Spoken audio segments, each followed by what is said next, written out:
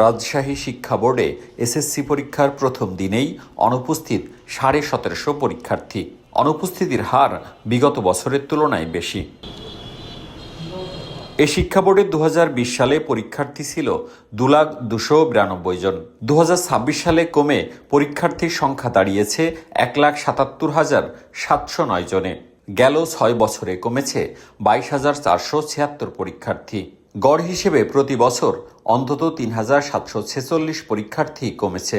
Class একেবারেই কম হয় এবং ক্লাস হয় না বললেই চলে, বরঞ্চ বেসরকারি শিক্ষা প্রতিষ্ঠানগুলোতে ক্লাস অনেক ভালো হয়। সংশ্লিষ্টরা বলছেন, পরীক্ষার্থী কমার পেছনে জন্মহার, জনসংখ্যার পরিবর্তন, শিক্ষা ব্যয়ের বিপরীতে আর্থিক অসঙ্গতি, প্রযুক্তির প্রতি আসক্তি, প্রাথমিকে ঝরে পড়া, কারিগরি ও মাদ্রাসা শিক্ষার দিকে ঝোঁক এবং অভিবাসনের প্রভাব থাকতে পারে।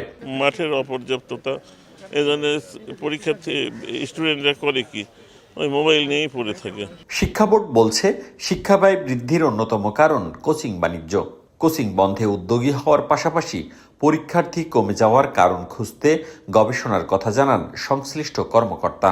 শিক্ষা নিয়ে যারা কাজ করছেন তারা অবশ্যই এটা বের করবেন খুঁজে, কেন কমে যাচ্ছে। এটা একটা কারণে যে কমে যাচ্ছে তা না, হয়তো আর্থসামাজিক বহু কারণ এখানে যুক্ত আছে। আমরা চাই কোচিং নির্ভরতা কমুক, অভিভাবকরা এই ব্যাপারে সচেতন হোক, তাদের ছেলে মেয়েদেরকে স্কুলে পাঠাক, কোচিংয়ে না। রাজশাহী শিক্ষা বোর্ডের অধীনে এবছর বগুড়ায় সর্বোচ্চ 32,102 জন এবং সবচেয়ে কম জয়পুরহাটে পরীক্ষার্থীর সংখ্যা 8,911 জন।